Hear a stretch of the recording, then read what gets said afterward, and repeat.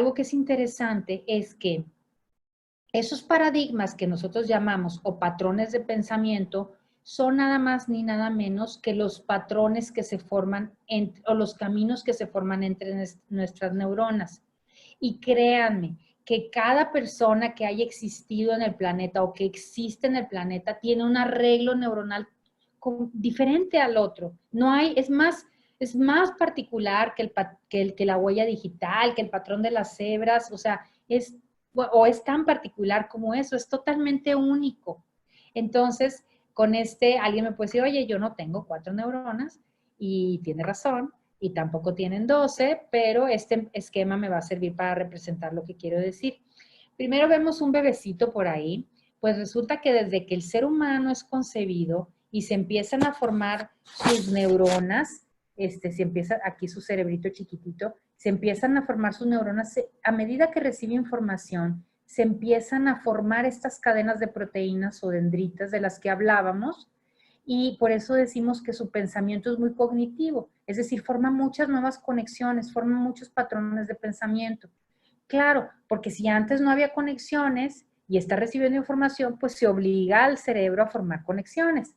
Luego, cuando el niño nace, pues digamos que el niño es muy ocurrente, siempre lo hemos dicho, los niños son muy ocurrentes, se les ocurren, cada vez que les ponemos un reto, se les ocurren muy diferentes caminos para resolverlo, y muy diferentes caminos para resolverlo, y entonces decimos que su pensamiento es muy cognitivo, es decir, forma muchas nuevas conexiones, pero también empieza a aprender, es decir, su pensamiento también se vuelve tradicional. Esta T significa tradicional, la C significa cognitivo, y entonces ese niño pues aprende pues a ir al baño, aprende a comer solo, aprende a comer con cuchara, con tenedor, aprende a ponerse los zapatos, a vestirse, a bañarse, a ducharse, a leer, luego matemáticas, etcétera, en la escuela. Entonces, una vez que una persona ya aprendió a caminar, ya no deja de caminar, digo, al menos que surja de pronto algún daño cerebral o algún problema con sus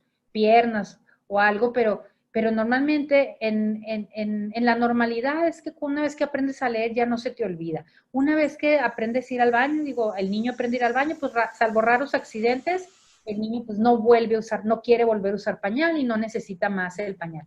Entonces, eso que ya aprendimos y que estamos repitiendo es pensamiento tradicional. Y fíjense, en la adolescencia es el último momento en el que el ser humano es muy formador de nuevas conexiones, entonces forma muchas nuevas conexiones, pero su pensamiento también se va por el camino tradicional. Si no, pues el que tenga de aquí algún hijo adolescente, pues ya lo sabe, ¿verdad? Todas las nuevas conexiones que están formando los adolescentes.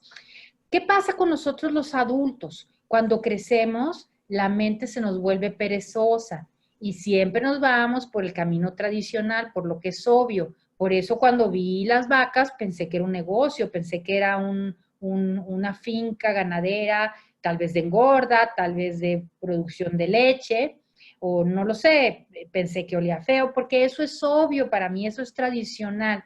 Y normalmente no formamos nuevas conexiones, pero nunca perdemos la capacidad de formar nuevas conexiones. Lo que pasa es que tienen que pasar cosas fuera del ordinario para que formemos nuevas conexiones, es decir, para que obliguemos al cerebro a que forme nuevas conexiones. Por ejemplo, pues no sé, el nacimiento, el matrimonio, el nacimiento de un hijo, el cambio de trabajo, el cambio de ciudad, una pandemia, no sé si alguien aquí haya vivido una pandemia, pero bueno, nos obliga a formar nuevas conexiones también. Y bueno, pero ¿por qué tenemos que esperar una pandemia para formar nuevas conexiones o el nacimiento de un de un hijo o el cambio de trabajo o la pérdida de un ser querido? ¿Por qué tenemos que esperar a que eso suceda?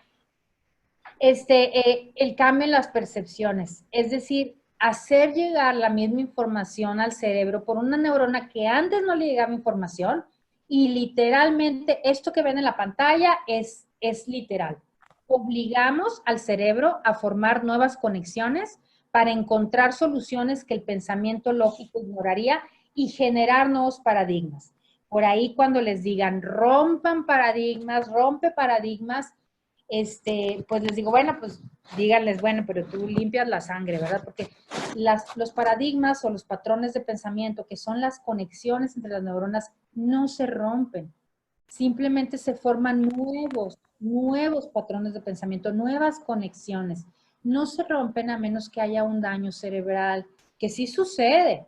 Pues ahí de repente alguien que haya tenido un choque muy fuerte y un accidente muy fuerte y bueno, y luego de repente se despierta en el hospital y no se acuerda ni qué pasó, bueno, ahí hubo rompimiento de paradigmas. Bueno, eso no es tan común tampoco, ¿verdad? Pero un aneurisma, una embolia, algo así, o un derrame cerebral, hacen que haya daño cerebral. Pero fíjate lo interesante, que el cerebro humano es tan potente y tan poderoso que aunque haya habido un daño cerebral, tiene la capacidad de restaurarse y volver a conectarse y volver a recuperar todo o casi todo aquello que había perdido con este daño cerebral que pudo haber habido. En condiciones normales, ¿verdad? A veces en gente muy mayor ya no se regeneran tan fácilmente, pero incluso sorprenden casos de gente de más de 90 años que después de una embolia, pues empieza a regenerar el habla y pues otros sistemas que en un momento dado había perdido.